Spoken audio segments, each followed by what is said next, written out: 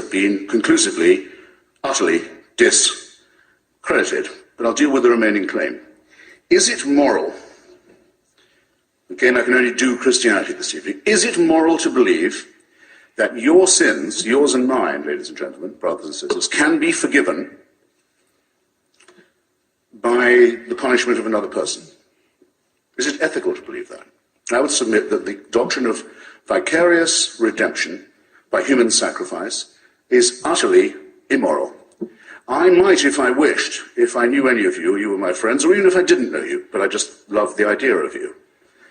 Compulsory love is another sickly element of Christianity, by the way. But suppose I could say, look, you're in debt, I've just made a lot of money out of a God-bashing book. I'll pay your debts for you. Maybe you'll pay me back someday, but for now I can get you out of trouble. I could say, if I really loved someone who'd been sentenced to prison, if I could find a way of saying I'd serve your sentence, I'd try and do it. I could do what Sidney Carton does in A Tale of Two Cities, if you like. I'm very unlikely to do this unless you've been incredibly sweet to me. I'd take your place on the scaffold. But I can't take away your responsibilities. I can't forgive what you did. I can't say you didn't do it. I can't make you washed clean. The name for that in primitive Middle Eastern society was scapegoating. You pile the sins of the tribe on a goat, you drive that goat into the desert to die of thirst and hunger, and you think you've taken away the sins of the tribe. A positively immoral doctrine that abolishes the concept of personal responsibility on which all ethics and all morality must depend. It has a further implication. I'm told that I have to have a share in this human sacrifice, even though it took place long before I was born.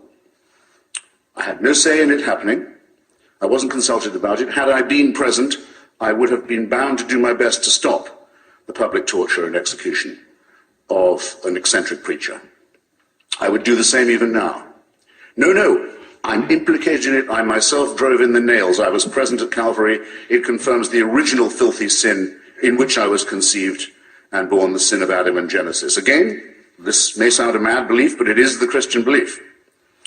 Well, it's here that we find something very sinister about monotheism and about religious practice in general. It is incipiently, at least, and I think often explicitly, totalitarian. I have no say in this. I am born under a celestial dictatorship which I could not have had any hand in choosing. I don't put myself under its government. I am told that it can watch me while I sleep. I'm told that it can convict me of, here's the definition of totalitarianism, thought crime. For what I think, I may be convicted and condemned. And that if I commit a right action, it's only to evade this punishment. And if I commit a wrong action, I'm going to be caught up not just with punishment in life for what I've done, which often follows axiomatically, but even after I'm dead. In the Old Testament, gruesome as it is, recommending as it is of genocide, racism, tribalism, slavery, genital mutilation, the displacement and destruction of others, terrible as the Old Testament gods are, they don't promise to punish the dead. There's no talk of torturing you after the earth has closed over the Amalekites. Only till when gentle Jesus, meek and mild, makes his appearance, are those who won't accept the message told they must depart into everlasting fire. Is this morality? Is this ethics? I submit, not only is it not only does it come with the false promise of vicarious redemption, but it is the origin of the totalitarian principle which has been such a burden and shame to our species for so long. I further think that it undermines us in our most essential integrity. It dissolves our obligation to live and witness in truth.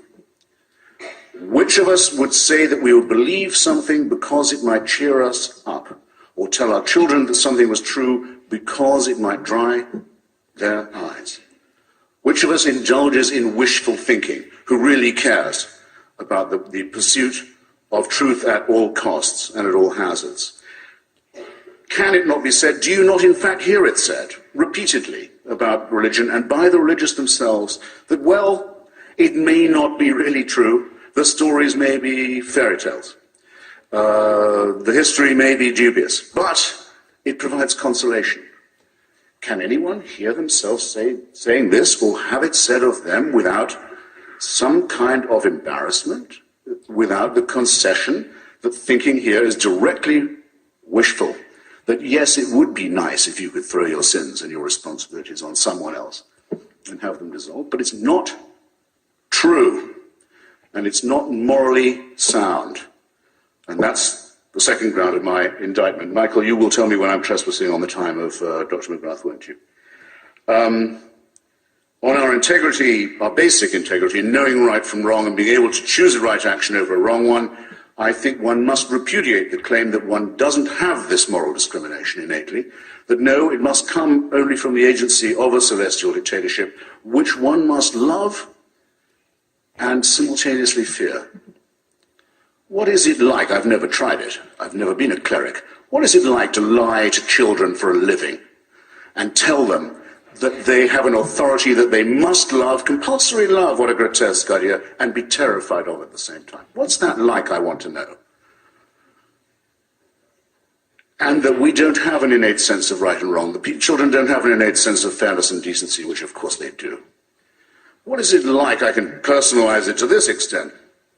My mother's Jewish ancestors are told that until they got to Sinai, they'd been dragging themselves around the desert under the impression that adultery, murder, theft, and perjury were all fine. They get to Mount Sinai only to be told it's not kosher after all. I'm sorry. Excuse me. We must have more self-respect than that for us, for ourselves and for others. Of course, the story is a fiction. It's a fabrication exposed conclusively by Israeli archaeology. Nothing of the sort ever took place, but suppose we take the metaphor. It's an insult. It's an insult to us. It's an insult to our deepest integrity. No, if we'd believed that perjury, murder, and theft were all right, we wouldn't have got as far as the foot of Mount Sinai or anywhere else. Now we're told what we have to believe. And this is coming now to the question of whether or not science, reason, and religion are compatible, or I would rather say reconcilable. The great Stephen Jay Gould, the late great Stephen Jay Gould, said that he believed they were non-overlapping magisteria. You can be both a believer and a person of faith. Sitting in front of me is a very distinguished, extremely distinguished scholar, Francis Collins, helped us to unlock the Human Genome Project, who is himself a believer. I'd love to hear from him. I hope we will hear from him. I don't believe he says that his discoveries in the genome convinced him of the truth of religion. He holds it, as it were, independently. I hope I do you no wrong, sir, in phrasing it like that.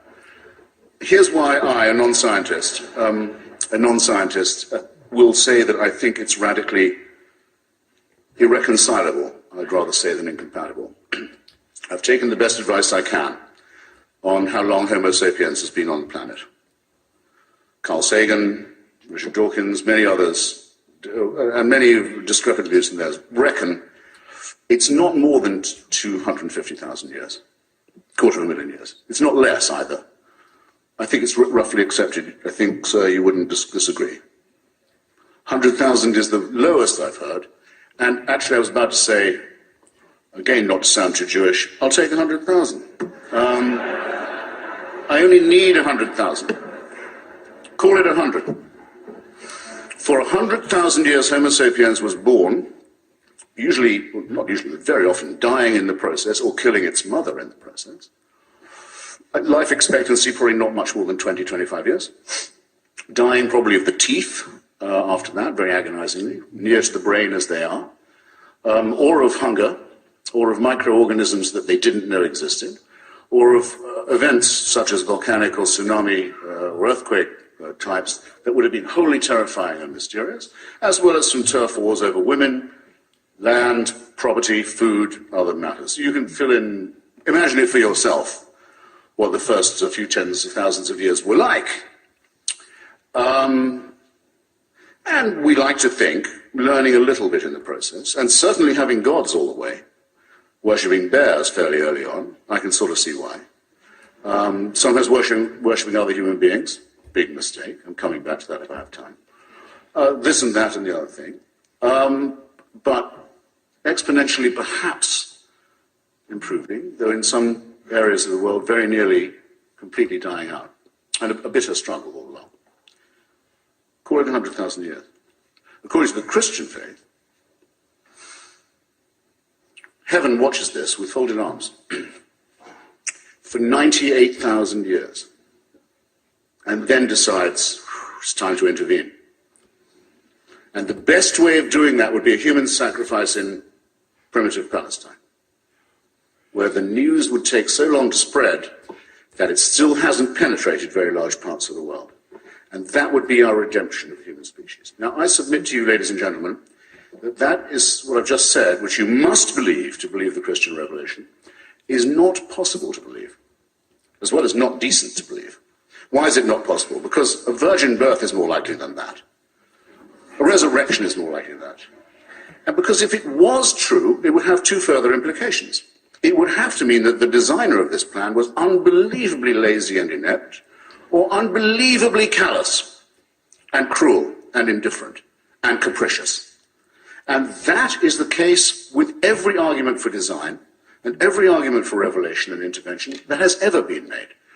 But it's now conclusively so because of the superior knowledge that we've won for ourselves by an endless struggle to assert our reason, our science, our humanity, our extension of knowledge against the priests, against the rabbis, against the mullahs who've always wanted us to consider ourselves as made from dust or from a clot of blood, according to the Quran, or as the Jews are supposed to pray every morning, at least not female or Gentile.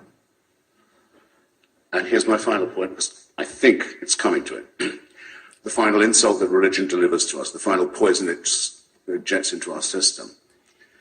It appeals both to our meanness, our self-centeredness, and our solipsism, and to our masochism. In other words, it's sadomasochistic. I'll put it like this. You're a clot of blood, you're a piece of mud, you're lucky to be alive. God fashioned you for his convenience, even though you're born in filth and sin.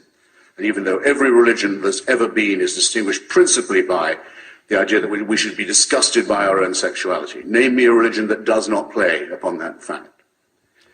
So you're lucky to be here, originally sinful and covered in shame and filth as you are. You're a wretched creature. But take heart. The universe is designed with you in mind. And heaven has a plan for you. Ladies and gentlemen, I close by saying, I can't believe there is a thinking person here who does not realize that our species would begin to grow to something like its full height if it left this childishness behind, if it emancipated itself from this sinister, childish nonsense. And I now commit you to the good Dr. McGrath. Thank you.